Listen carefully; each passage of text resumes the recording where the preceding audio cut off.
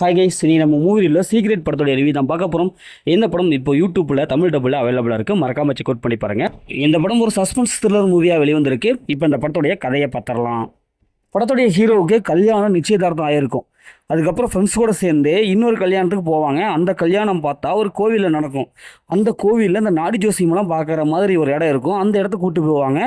அங்கே போய் நம்ம ஹீரோவுக்கு நாடி ஜோசியம் பார்த்தா அவருடைய கல்யாண லைஃப் அந்தளவுக்கு இருக்காது. அப்படி நடந்தாலும் அவங்களுக்கு வரப்போகிற ஒய்ஃபாக வரப்போகிறவங்க வந்து கொஞ்ச நாளே இறந்துருவாங்க அப்படிங்கிற மாதிரி செய்தி வரும். இதை கேட்டோம் ரொம்ப அப்செட் ஆயிடுவார் நம்ம ஹீரோ. அதுக்கப்புறம் அவர் வந்து அவரோட லைஃப்பில் என்ன நடந்தது, நாடி ஜோசியம் சொன்ன மாதிரி ஹீரோயின் இறந்தாங்களா இல்லையா, இறுதியில் ஹீரோட லைஃப் என்னவோ மாறுச்சு அப்படிங்கிறதான் இந்த படத்துடைய கதை.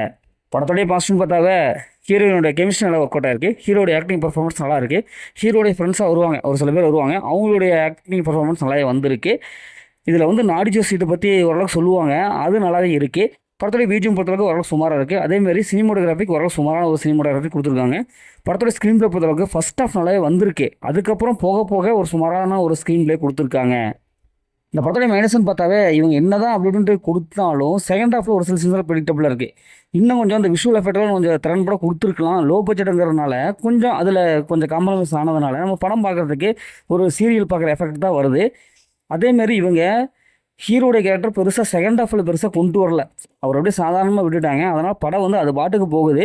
ஸ்க்ரீனில் அந்தளவுக்கு இன்ட்ரெஸ்ட்டாக இல்லை. ஃபஸ்ட் ஹாஃபை காட்டிலும் செகண்ட் ஹாஃபில் இதுதான் நடக்கும் அப்படிங்கிற மாதிரி தான் இருக்குது.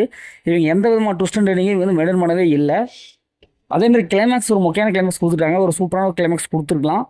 இந்த படத்தில் அந்த மாதிரி சின்ஸில் எதுவும் இல்லை, ஃபேமிலியோட பார்க்கலாம். மொத்தம் அந்த படம் சூப்பராக பார்க்கலாம். இந்த படம் ஒரு ஒன் டைம் வச்சப்போ தான் நாங்களும் சொல்கிறேன். ஓகே, இதேமாதிரி அடுத்து ஒரு புதிய மூவி ரிவ்யூ சந்திப்போம்.